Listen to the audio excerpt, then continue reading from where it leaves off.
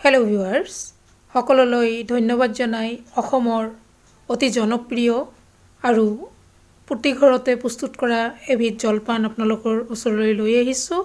এয়া বৰা চাউলৰ জলপান হয়। আহকচোন এই জলপান আমি প্ৰস্তুত কৰোঁ। ইয়াৰ কাৰণে মই লৈ লৈছোঁ এবাটি চাউল। চাউলখিনিক মই ভালদৰে হাতেৰে মোহাৰি মোহাৰি ইয়াক ধুই লৈ আছোঁ।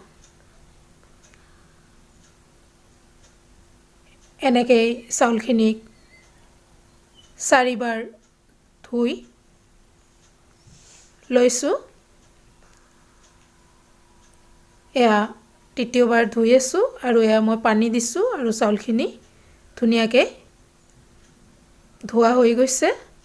এইখিনিত এতিয়া পানী দি 2 ঘণ্টাৰ কাৰণে ইয়াক তিয়াই থৈ দিছোঁ।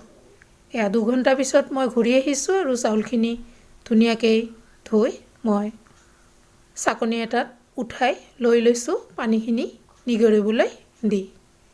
এয়া সম্পূৰ্ণ চাউল মই উঠাই লৈ লৈছোঁ। এয়া কেৰাহী এটা বহাই দিছোঁ, তাতে 2 চামুচ দিছোঁ ৰিফাইন অইল আৰু 1 চামুচ ঘি দি তাতে সৰু ইলাচি তেজপাত দি চাউলখিনি ধুনীয়াকৈ বহাই দি দিছোঁ আৰু ইয়াক লৰাই লৰাই ধুনীয়াকৈ ভাজি আছোঁ। এনেকৈ চাউলখিনিক কম জুইত প্ৰায় 10 মিনিটমান ভাজিব লাগিব। এয়া ইয়াতে দি দিছোঁ জোখমতে নিমখ, অৰ্থাৎ মই আধা চামুচ নিমখ দিছোঁ। এইখিনি দি আৰু ভালদৰে ইয়াক লৰাই লৰাই মই ধুনীয়াকৈ ভাজি আছোঁ। এনেকৈ ভাজি ভাজি ধুনীয়াকৈ ইয়াৰ কালাৰ চেঞ্জ হৈ আহিব। ইয়াতে চেনি দিছোঁ আৰু দি দিছোঁ কিচমিচ। চেনিখিনি জোখমতে দিব, যোনে বেছি খায় বেছি দিব আৰু কম খালে কমকৈ দিব লাগে। আৰু চেনি নিদিয়াকৈও ইয়াক প্ৰস্তুত কৰিব পাৰি। মই অকণমান চেনি দি ইয়াক প্ৰস্তুত কৰি লৈ লৈছোঁ। এয়া মই দি দিছোঁ কাজু কেইটামান। এয়া মোৰ চাউল প্ৰায় ভাজা হৈ আহিছে আৰু ইয়াৰ কালাৰটো চেঞ্জ হৈ গৈছে।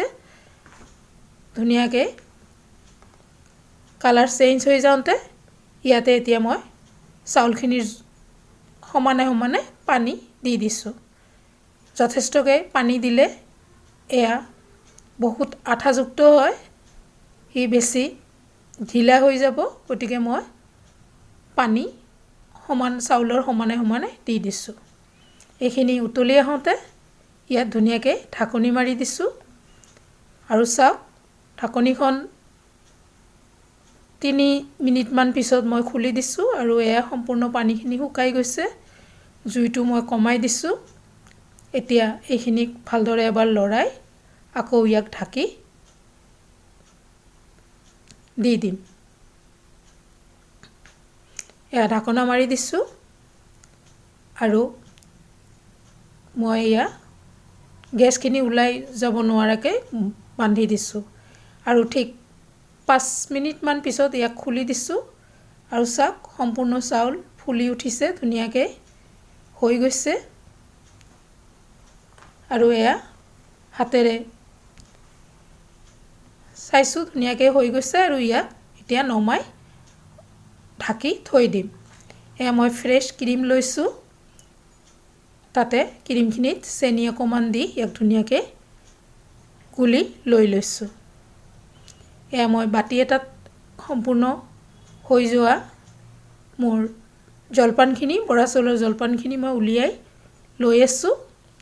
এয়া সম্পূৰ্ণ ওলোৱা হৈ গৈছে।